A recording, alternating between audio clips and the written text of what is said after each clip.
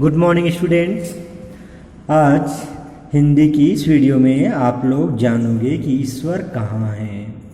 ईश्वर कहाँ हैं, ठीक है, आप लोग जानने वाले हो बच्चों। तो कॉन्संट्रेट होकर के इस वीडियो को अच्छे से वॉच करिएगा, बुक को अच्छे से पढ़िएगा। ओके, तो चलिए स्टार्ट करते हैं, पाठ के बारे में जान लेते हैं। प्रस्तुत कहानी ईश्वर कहाँ है, ईश्वर की खोज की कहानी है, जो अंततः इस निष्कर्ष पर पहुंचती है कि ईश्वर और कुछ नहीं, हमारा विश्वास ही है। एक दूसरे के प्रति प्रेम भाव है। ईश्वर मंदिर, गिरजाघर व मस्जिदों में नहीं, बल्कि इस दुनिया में है जिसे स्वयं ईश्वर ने बनाया है। अतः हमें एक दूसरे के धार्मिक विश्वासों का आदर करना चाहिए और आपसी प्रेम भाव बनाए रखना चाहिए। ये जो है कॉन्सेप्ट है इस चैप्टर का, तो अच्छे से आप लोग समझ जाइए बच्चों। क्या है, ईश्वर जो है एक दूसरे की से प्रेम भाव बनाए रखने में है, एक दूसरे की मदद करने में है। अर्थात कोई कभी भी किसी को क्लेश आग की वजह से नहीं होना चाहिए, तो वही तो ईश्वर है। ईश्वर अंश जीव अविनाशी, कहते हैं हम सब ईश्वर के अंश हैं, और ईश्वर के अंश का क्या कर्तव्य है, क्या दायित्व है, उसको आप लोग को, हम लोगों को सभी को समझना है कि ईश्वर के अंश, ईश्वर के हम लोगों का जो दायित्व है वो क्या है। ईश्वर ने हमको बनाया है, और जो इस सृष्टि के रचयिता हैं उनका क्या हम लोगों के प्रति अपेक्षा होगी, अर्थात हम लोगों को क्या कर्तव्य करना चाहिए। जो ईश्वर ने क्या है, सभी को बनाया है, और सभी क्या चाहते हैं, सब सुख चाहते हैं एक दूसरे के प्रति। सब, ऐसा कोई व्यक्ति नहीं है जो दुखी में रहना चाहे, सब व्यक्ति सुख चाहते हैं, क्योंकि ईश्वर सुख की राशि है और सब उनकी संतानें हैं। तो इस प्रकार से कहने का तात्पर्य ये है कि ईश्वर जो है आपसी प्रेम भाव भाईचारे में ही ईश्वर को पहचाने जा सकते हैं, ईश्वर को महसूस कर सकते हैं कि भगवान यहाँ है ना, क्योंकि वो आनंद की राशि है। और हम सब इसीलिए सभी व्यक्ति, सभी कौम के लोग, सभी धर्म के लोग सब ये चाहते, सुखी रहना चाहते हैं। और सुख रहने के लिए क्या करना पड़ेगा, हमें अच्छे वर्क करना पड़ेगा, अच्छे काम करना पड़ेगा। अच्छे काम का रिजल्ट क्या होता है, हमेशा परिणाम अच्छा ही होता है। तो चलिए चैप्टर पढ़ते हैं, कहानी के माध्यम से समझते हैं ना। एक कस्बे छोटा शहर है ना, एक कस्बे के समुद्री तट पर एक कॉफी हाउस था, ठीक है, जिसमें देसी और विदेशी यात्री और मल्लाह, जो नाव चलाने वालों को मल्लाह कहते हैं ना, क्या हो गए, आराम के लिए रुकते थे। जिसमें देसी और विदेशी यात्री, मल्लाह, नाव चलाने वाले आराम के लिए रुकते थे। कहाँ पर, कॉफी हाउस में। कॉफी हाउस कहाँ पर था, एक छोटे शहर के समुद्री तट पर कॉफी हाउस था। उसमें देसी और विदेशी यात्री और मल्लाह नाव चलाने वाले आराम के लिए रुकते थे। Concept clear. और जलपान करने के बाद रवाना हो जाते थे, है ना, जैसे भी अपना चाय पानी पिए और वहाँ से निकल जाते थे। एक बार पारसी धर्म का एक धर्मोपदेशक में धर्म का उपदेश करने वाले इस कॉफी हाउस में रुका। उसके साथ एक अफ्रीकी गुलाम भी था। इसके साथ, पारसी धर्म के एक धर्मोपदेशक के साथ में अफ्रीकी गुलाम भी था। कॉफी हाउस में जलपान करने के बाद उसने गुलाम से पूछा, क्या तुम बता सकते हो खुदा क्या है? क्या तुम बता सकते हो खुदा क्या है? उस गुलाम से पूछा। किसने धर्मोपदेशक ने कॉफी हाउस में जलपान करने के बाद उस गुलाम से, अफ्रीकी गुलाम से पूछा, क्या तुम बता सकते हो खुदा क्या है? अफ्रीकी गुलाम ने तुरंत म्यान से तलवार निकालकर कहा, यह है मेरा खुदा, यह हर वक्त मेरी हिफाजत करता है। अफ्रीकी गुलाम ने ऐसा आंसर कहा, उत्तर दिया। गुलाम के इस उत्तर ने कॉफी हाउस में उपस्थित सभी लोगों को चौंका दिया। सभी लोग आश्चर्य में पड़ गए। उनमें से एक ब्राह्मण ने कहा, केवल ब्रह्म ही सच्चा ईश्वर है। ब्रह्म किसको बोलता है, जगत की उत्पत्ति की मूल शक्ति को हम लोग ब्रह्म कहते हैं। तो ब्रह्म ही सच्चा ईश्वर है। एक यहूदी ने दावा किया कि यहूदियों का खुदा ही सच्चा खुदा है। एक कैथोलिक ईसाई ने जोर देकर कहा एक इंसान गिरजे में ही खुदा को देख सकता है। उसका प्रतिवाद करते हुए प्रोटेस्टेंट ईसाई ने कहा क्या जो लोग खुदा को गोस्पेल के अनुसार मानते हैं वे ही कयामत के दिन बख्शे जाएंगे। कयामत के दिन बख्शे जाएंगे अर्थात जब भी कोई बुरा वक्त आएगा उस दिन बच जाएंगे। जो लोग खुदा को गोस्पेल के अनुसार मानते हैं, गोस्पेल उन लोगों का धार्मिक ग्रंथ के अनुसार से मानते हैं, उसके अनुसार से है ना क्या है वे कयामत के दिन बख्शे जाएंगे। कौन किसने कहा? प्रोटेस्टेंट ईसाई ने। प्रोटेस्टेंट मीन दिया हुआ है बच्चों, देखिए एक ईसाई संप्रदाय जिसे मार्टिन लूथर ने रोमन कैथोलिक पोप के विरोध में 16वीं शताब्दी में यूरोप में चलाया था। उन्होंने कहा कि जो लोग खुदा को गोस्पेल के अनुसार मानते हैं वे ही कयामत के दिन बख्शे जाएंगे। एक तुर्क ने कहा शरीयत के अनुसार कोई बुत खुदा नहीं हो सकता। खुदा एक ऐसी ताकत है जिसे सिर्फ महसूस किया जा सकता है। मतलब यह है कि हर व्यक्ति ने अपने अपने विश्वास के अनुसार से, धर्म के अनुसार से कहना शुरू कर दिया। चीन के सुप्रसिद्ध दार्शनिक कन्फ्यूशस का एक शिष्य कॉफी हाउस के कोने में बैठा सबकी बातें चुपचाप सुन रहा था। जब लोगों की दृष्टि उस पर पड़ी तो सबने उससे प्रार्थना की कि वह इस विषय पर अपने विचार बताएं। चीनी नागरिक ने अपनी आंखें बंद की और कुछ सोचने लगा। फिर आंखें खोलकर अपने हाथों को आस्तीनों से बाहर निकालते हुए उसने सबको समझाया। आस्तीन है ना, आस्तीन जो कुर्ते की बाह है उसमें से हाथ निकालते हुए कहा, बाहर निकालते हुए उसने सबको समझाया। क्या बंधुओं, मुझे तो ऐसा लगता है कि हर आदमी का अपना एक विश्वास होता है और यह जरूरी नहीं कि एक का विश्वास दूसरे के विश्वास से मेल खाता हो। अगर आप ध्यान से सुने तो मैं आपको एक छोटी सी कहानी सुनाऊंगा जो शायद इस विषय पर कुछ प्रकाश डाल सके। मैं चीन से इंग्लैंड के एक जहाज में सवार हुआ था। जहाज दुनिया का चक्कर काटकर आया था। हमें कुछ साफ और ताजे पानी की जरूरत थी, इसलिए हमारा जहाज सुमात्रा के समुद्र तट पर कुछ देर रुका था। कुछ यात्री जहाज से उतरकर समुद्र के किनारे नारियल के पेड़ों के साये में आकर लेट गए।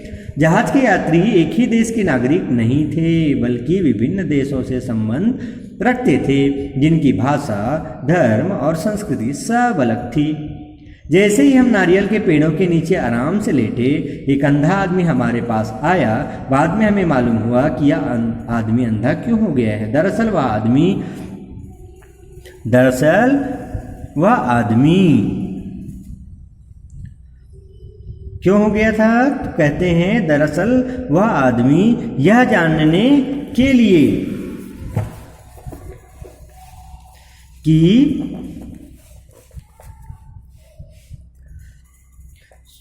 सूरज की रोशनी क्या है, इसके लिए वह घंटों सूरज की ओर देखता रहा।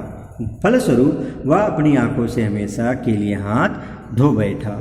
तब उसने अपने मन में कहा, सूरज की रोशनी कोई द्रव नहीं है। क्यों? क्योंकि अगर वह द्रव होती तो उसे एक बर्तन से दूसरे बर्तन में उड़ेला जा सकता था। नहीं, यह आग है। अगर यह आग होती तो समुद्र के पानी से बुझ जाती। न ही यह कोई ठोस है जिसको छुआ जा सके या किसी बर्तन में बंद किया जा सके, इसलिए यह न द्रव है, न आग है और न ही कोई ठोस है, अर्थात यह कुछ भी नहीं है। उस अंधे आदमी के साथ एक गुलाम भी था जिसने उसे नारियल के पेड़ों की छाया में बिठाकर एक नारियल तोड़ा, उसके बारीक रेशों की एक बत्ती बनाई और फिर उसे नारियल के तेल में भिगोया। जब यह सब कुछ कर रहा था तो अंधे आदमी ने गुलाम से पूछा, तुम यह बताओ कि क्या मेरा यह विश्वास ठीक नहीं है कि सूरज कोई चीज नहीं है? क्या तुम नहीं देखते कि यहाँ कितना अंधेरा है? फिर भी लोग कहते हैं कि सूरज नाम की कोई चीज इस दुनिया में है। कोई चीज इस दुनिया में है। अगर सूरज कोई चीज है तो वह क्या है? गुलाम अंधे आदमी को अपने झोपड़े में ले गया और अब उसको अपनी टूटी हुई चारपाई पर बिठाते हुए कहा, मैं यह तो नहीं जानता कि सूरज क्या है, क्योंकि इस पर विचार करना मेरा काम नहीं है। मैं तो केवल इतना जानता हूँ कि रोशनी क्या है। इस झोपड़ी के अंधेरे को खत्म करने के लिए मैंने एक दीपक जलाया है, जिसकी सहायता से मैं झोपड़ी में रखी हर चीज देख सकता हूँ। यह है मेरा सूरज। एक लंगड़ा आदमी जो छड़ी का सहारा लिए उस झोपड़ी के सामने से गुजर रहा था, उसने गुलाम की बात सुनी तो वह खिलखिला पड़ा। उसकी हंसी की आवाज़ सुनकर वह अंधा आदमी और गुलाम झोपड़ी से बाहर आ गए। तुम भी सारी उम्र अंधे ही रहोगे, लंगड़े आदमी ने अंधे से कहा। तुम इतना भी नहीं जानते कि सूरज क्या है? आओ मैं तुम्हें बताता हूँ कि सूरज क्या है। सूरज एक आग का गोला है। किसका गोला है? तो बोले आग का गोला है, जो रोज सुबह पहाड़ों से निकलता है और शाम को हमारे द्वीप से मीलों दूर पहाड़ों में छिप जाता है। हम तो हमेशा से यही देखते आए हैं। तुम्हारी आंखें होती तो तुम भी यही देखते। द्वीप का अर्थ क्या होगा? वहाँ पर स्थल ऐसी जगह जहाँ पर चारों ओर पानी हो। और क्या कहा गया है? एक नौजवान मछेरा उनके पास आकर बोला, ऐसा लगता है कि तुम कभी अपने द्वीप से बाहर नहीं गए। अगर तुम्हें दूसरे द्वीपों में जाने का अवसर मिला होता, जैसे हम मछलियां पकड़ने के सिलसिले में दूसरे द्वीपों में जाने के अवसर मिलते रहते हैं, तो तुम जानते कि सूरज रोज सुबह समुद्र से निकलता है और शाम को समुद्र में ही डूब जाता है। जो कुछ मैं कह रहा हूँ बिल्कुल सही है। मैं रोज अपनी आंखों से यही देखता हूँ। फिर एक भारतीय यात्री ने मछेरे की बात को काटते हुए कहा, आश्चर्य कि आप लोग कैसी कैसी बेबुनियाद बातें कर रहे हो, जिसकी कोई भी निरर्थक बात। भला यह कैसे हो सकता है? आग का गोला समुद्र में डूब जाए और समुद्र का पानी उसे ना बुझाए। दरअसल यह आग का गोला नहीं है, यह तो एक देवता है जिसका नाम देवा है। ये रोज मेरू के सोने के पहाड़ों से रथ में सवार होते हैं और रोज शाम को टीरू के चांदी के पहाड़ों में छिप जाते हैं। भारतीय यात्री की यह विचित्र बात सुनकर मिस्र के जहाज के एक मल्लाह ने कहा, नहीं नहीं, आप बिल्कुल गलत कह रहे हैं। सूरज एक देवता नहीं है। मैंने जहाज का मल्लाह होने की हैसियत से अनगिनत समुद्री यात्राएं की हैं। मैं यह अच्छी तरह जानता हूं कि सूरज सिर्फ भारत को ही नहीं बल्कि पूरी दुनिया को अपनी रोशनी से रोशन रखता है।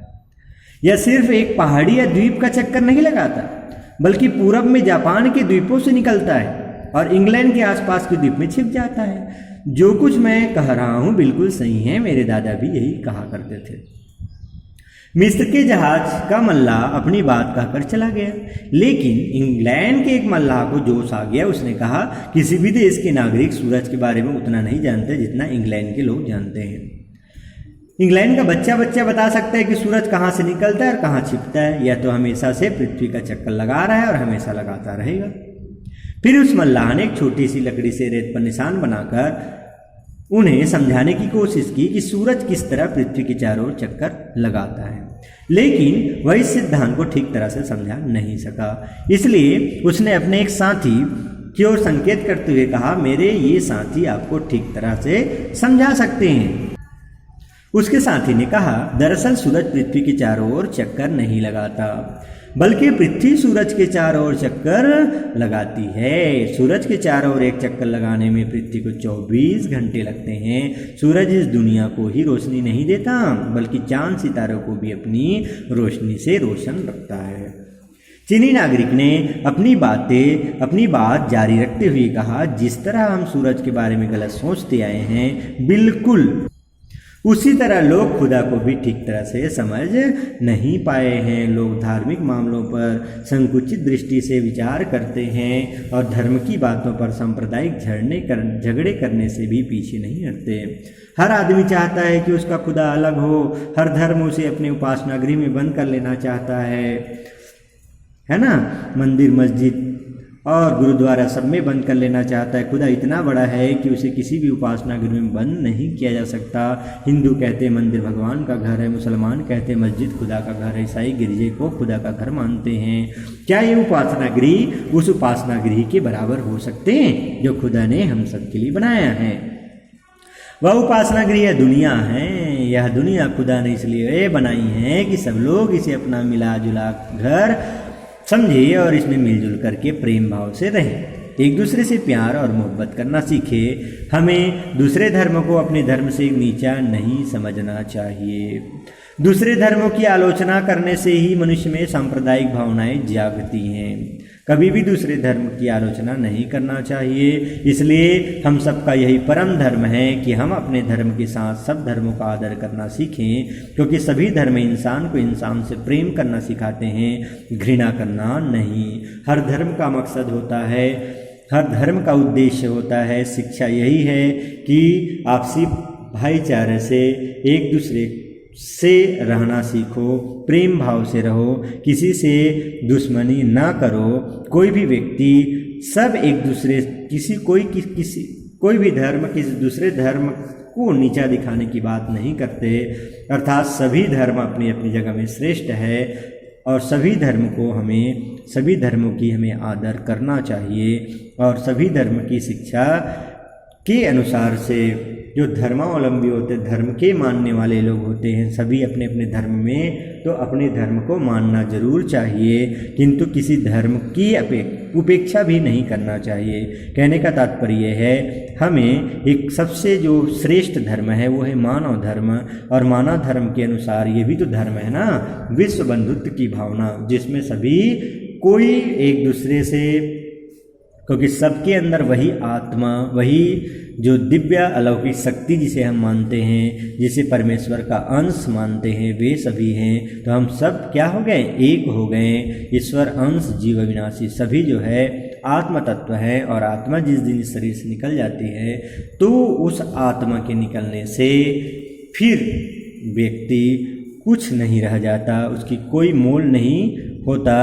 तो आत्म तत्व जो क्या है, आत्म तत्व जिसके बारे में सभी जो है आज तक नहीं जान पाए, कोई वैज्ञानिक जिसके बारे में नहीं जान पाए, हर कुछ चमत्कार कर लिए लेकिन आत्म तत्व के बारे में अभी तक कुछ नहीं समझ पाए, वही है एक अलौकिक दिव्य शक्ति जो हमें यह प्रेरणा देते हैं कि आत्मा से आत्मा, एक दूसरे की आत्मा को कभी भी हमें क्लेश, कष्ट, दुख नहीं पहुंचाना चाहिए। और यही इंसानियत है, यही मानव धर्म है कि हम एक दूसरे के प्रति यदि कुछ कर सकते हैं तो परोपकारी बने, दूसरे की मदद करें और हमारी वजह से कोई तकलीफ में ना हो, हमारी वजह से किसी को ठेस ना पहुँचे, ये ध्यान रखना चाहिए। और विश्व बंधुत्व की तरह विश्व बंधुत्व धर्म को मानते हुए प्रत्येक पूरी दुनिया में विश्व बंधुत्व की भावना, सब एक परिवार की भांति रहना जिस दिन सीख गए, वही तो इंसानियत होगी और वही जो है मानव श्रेष्ठ धर्म में आ जाएगा। फिर कहीं कोई क्लेश, कहीं कोई दुख नहीं रहेगा। चीनी नागरिक की बात सुनकर कैफे हाउस में उपस्थित सब लोग जो खुदा क्या है विषय पर बहस कर रहे थे खामोश हो गए, और फिर उनमें इस बात पर झगड़ा नहीं हुआ कि किसका विश्वास सही और किसका गलत, क्योंकि सबको समझ में आ गया था कि वाकई में ईश्वर जो है, खुदा जो है, जो हम जिसको मालिक बोलते हैं, परमेश्वर हैं, वे हमें यहाँ धरती पर भेजे हैं, धरती का क्रिएट किए हैं, निर्माण किए हैं, और जिन्होंने यह शरीर दिया उसका एक ही उद्देश्य है कि हम एक दूसरे से यहाँ प्रेम भाव से रहें, ईर्ष्या द्वेष को त्याग करके। यही मानव धर्म है और यही श्रेष्ठ धर्म है, यही श्रेष्ठ कर्म है, और जैसा जिसका श्रेष्ठ कर्म रहता है उसको श्रेष्ठ फल की प्राप्ति होती है और वे हमेशा सुखी रहते हैं। और ईश्वर क्या है, भगवान हमेशा सुख में ही रहते हैं, इस सुख की राशि है, तो हम उनके अंश हैं, इसलिए हमको भी सुख चाहिए।